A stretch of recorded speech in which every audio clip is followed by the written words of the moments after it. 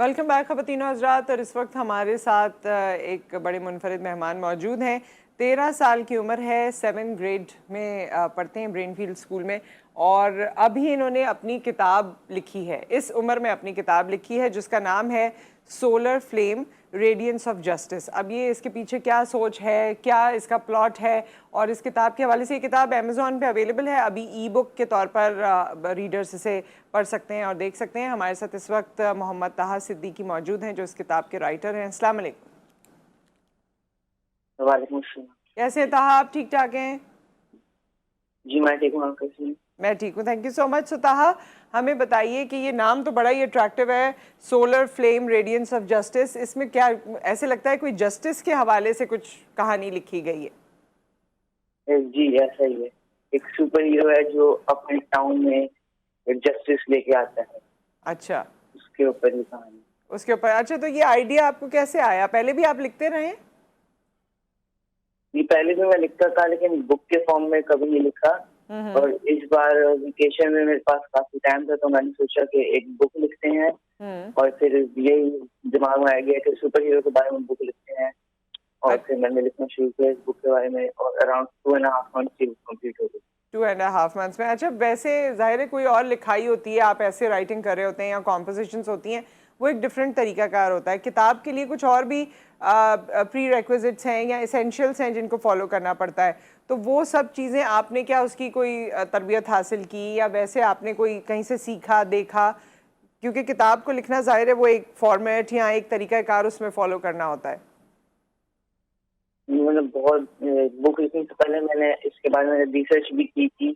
अच्छा। तो लिखते कैसे हैं, उसका फॉर्मेटिंग कैसे होनी चाहिए, कितना कैसे होना चाहिए, स्टोरी की लाइन कैसे होनी चाहिए, तो ये सब मैंने लिखने से पहले देखा था और उसी को फॉलो करके मैंने ये बुक की थी। अच्छा, जब आपको आइडिया आया तो पहले आपने किससे शेयर किया, और फिर ये होल सोल जो किताब में आइडियाज़ हैं वो आपके अपने हैं या फैमिली की तरफ से भी कभी कभी कोई एडवाइस आपको मिली? ये बुक जो है इसका मैंने किसी को बताया नहीं था। इसके रिलीज होने का मैंने सीक्रेटली लिखा था, और इसका जो आइडिया है वो मेरा खुद का था। जैसे मैंने बताया फैमिली में किसी को पता नहीं था, तो खुद का आइडिया था ये। तो जब आपकी स्टोरी कंप्लीट हो गई थी तो आपने किसको सुनाई सबसे पहले? सबसे पहले तो मैंने वो बुक के फॉर्म में करके अपने फादर को सुनाई थी, उसके बाद तो मैंने अपनी मदर और सिस्टर को सुनाई। तो कैसा फीडबैक आया, क्योंकि पहले लिसनर्स तो यही हैं? उनकी तरफ से तो रिव्यू अच्छे आए थे, वो कहते अच्छी बुक है, स्टोरी लाइन अच्छी है। और आपको अब ये क्योंकि अमेज़ॉन पे अवेलेबल है तो वहाँ पर किस तरह से फीडबैक आ रहा है आपको? उधर तो अभी कुछ फीडबैक आ नहीं रही क्योंकि कुछ एशियन कंट्रीज में वो अमेज़ॉन सिंगल अवेलेबल नहीं है। लेकिन मैं होप करता हूँ कि काफी अच्छे फीडबैक्स आएंगे। सो आपके क्लास फेलोज या आपके टीचर्स या बाकी जो इर्द गिर्द लोग होते हैं, फ्रेंड्स, उन्होंने क्या कोई इस आपकी किताब लिखने पे उनका क्या रिएक्शन था? वो भी सरप्राइज थे क्योंकि मैंने कहा किसी को पता नहीं था।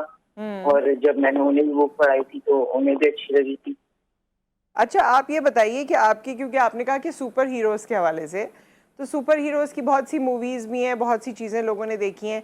किताब में ऐसी क्या अट्रैक्शन आपको लगती है कि लोग उसकी तरफ अट्रैक्ट होंगे और किताब पढ़ना चाहेंगे? क्या चीज़ आपने, ज़ाहिर है वो एक मैंने जब इसको मैं देख रही थी तो ये एक सुपर हीरो की कहानी है जिसने अपने टाउन को बचाया, लोगों को बचाया, लेकिन उसको अपनी ज़िंदगी में फिर एक चैलेंज आ जाता है। वो चैलेंज क्या है? वो उसके पास जब बहुत लड़ाई करने के बाद वो रिटायर हो जाता है, तब उसके पास चैलेंज आता है क्योंकि उसका खुद का जो बेटा होता है वो खुद टाउन को बर्बाद करने में हो जाता है। तो उस वक्त फिर बहुत मुश्किल चॉइस होती है, या तो कुछ ना करे या वो अपने बेटे को मारे, और फिर वो बेटे को मारता है। इसलिए ये उसके लिए चैलेंजिंग पॉइंट होता है पूरी स्टोरी में।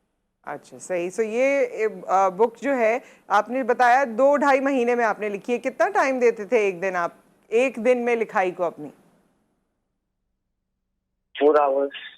अच्छा, ये कोई मखसूस टाइम होता था आपका? क्योंकि अक्सर जो लिखारी होते हैं, राइटर्स होते हैं, वो ये कहते हैं कि जी जब दिल करता है, जब आमद होती है, जब मूड होता है, तब आप लिख सकते हैं। इसके लिए आप कोई डिसिप्लिन कायम नहीं कर सकते कि इतने से इतने बजे तक मुझे लिखना है या इतना टाइम मुझे देना है। तो क्या ये सही बात है, आपके साथ भी ऐसा ही हुआ था? जी, मेरे साथ भी ऐसे ही होता है। जब मन किया लिखने का तो लिख दिया था मैंने, और फिर जब लिखना शुरू किया तो 4 घंटे तक लिखते रहा मैं। अच्छा, आप अपनी किताब के हवाले से, क्योंकि ऑब्वियसली ये एक छोटी सी उम्र में बड़ी अचीवमेंट है, इसका क्रेडिट किसको देना चाहेंगे? जो भी चीज़ें आपके अंदर इनकलकेट हुई हैं as a student, as a person, जो भी टैलेंट्स आपके अंदर मौजूद हैं, इसका क्रेडिट आप किसको देंगे? My parents and my sisters. Very nice. Okay, so कोई और मैसेज, कोई और बात जो आप हमारे व्यूवर्स को कहना चाहें Taha? Never let your creativity die. अपनी इमेजिनेशन को उसकी पीक तक यूज करें, और जो आपको करना है वो करें। सो नेक्स्ट आपका कोई प्लान है इस क्रिएटिविटी को लेकर? जी, मेरे पास फ्यू आइडियाज हैं मेरे दिमाग में, और इंशाल्लाह उम्मीद मैं जल्द बुक के फॉर्म में रिलीज करूंगा। ठीक है, तो थैंक यू सो मच ताहा for being with us. Wish you all the best. आपकी किताब ज़्यादा से ज़्यादा लोग पढ़ें और आपको फीडबैक दें, हम भी पढ़ेंगे और फिर आपको बताएंगे कि किताब कैसी लगी हमें। Thank you so much. तो ये थे ताहा, और 13 साल की उम्र में किताब लिखना, आजकल बच्चों में इतना टैलेंट है, और हम अपने मैं बड़ी खुशकिस्मती है हमारी कि हम इस प्लेटफॉर्म से बहुत से बच्चों से, बहुत से लोगों से आपकी मुलाकात करवाते हैं जिनमें बहुत टैलेंट है, और वो हमें हैरान कर देते हैं कि इतनी कम उम्रों में उन्होंने वो हासिल कर लिया जो लोग बड़े होके पहले प्लान करते थे कि अच्छा ये चीज़ करनी है। सो यही तमाम टैलेंट के समंदर को अगर एक साथ कर दिया जाए, ऑर्गेनाइज कर लिया जाए, चीज़ें बेहतर हो जाएं, नीयतें मस्बत हो जाएं, तो फिर बहुत तब्दीलियां आ सकती हैं और पॉजिटिव तब्दीलियां आ सकती हैं। एक ब्रेक यहाँ पर आ गया है, ब्रेक के बाद वापस आते हैं, यहाँ पे कंटिन्यू करते हैं।